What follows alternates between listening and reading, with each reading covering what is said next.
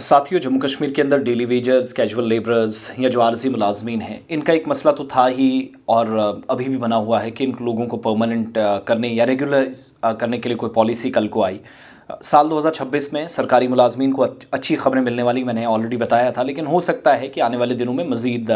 कोई अच्छी खबरें इन तमाम लोगों को मिलें जो मुख्तलिफ़ हिस्सों के अंदर रहते हैं, काम करते हैं। लेकिन अनफॉर्चुनेट पार्ट ये है कि हम उन लोगों को भूल गए हैं जिनकी तादाद बहुत ज़्यादा है। और आज मुझे ये मालूम हुआ जब हम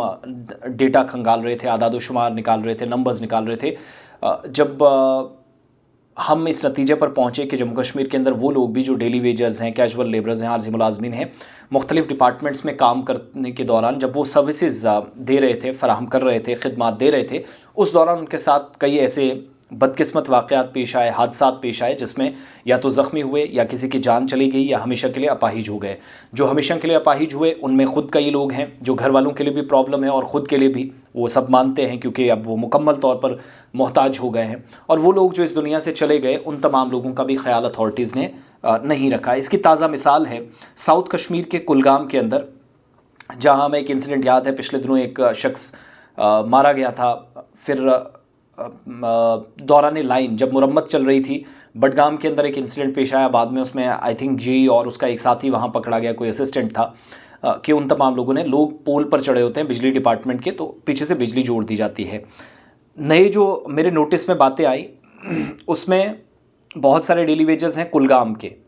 जिन्होंने अपनी जानें गंवाई, लेकिन जो लोग ज़ख्मी हुए उसमें भी बहुत सारे लोग हैं, जैसे सरताज अहमद शेख साहब हैं, हैगाम के हैं, मोहम्मद अमीन इत्तू हैं, छतल के हैं, मंजूर अहमद लोन हैं, खारबरी के हैं, शबीर अहमद हैं बूगुंड के, और मुजफ़्फ़र अहमद कोल हैं कोलपोपोरा के। ये वो लोग हैं, इनमें कई लोग जिन्होंने अपनों को खोया, अपने खो दिए, खुद अपनी जानें गंवा दी, और कई लोग जो आज भी सरकारी इमदाद के मुंतज़िर हैं, जिनका कोई भी ठिकाना मुस्तकिल तौर पर आप कहेंगे तो नहीं है। मोहम्मद अमीन भी उनमें से एक है। 1.5 महीना पहले गिरे, 1.5 महीना गुजरने के बाद इन फैमिलीज़ में, जिनके घर वालों का निज़ाम कैसे चलता है, फैमिलीज़ कैसे काम करती हैं, अहले खाना क्या कर रहा है, किस हाल में है, इन तमाम लोगों को अभी तक कुछ भी नहीं पूछा जा रहा। और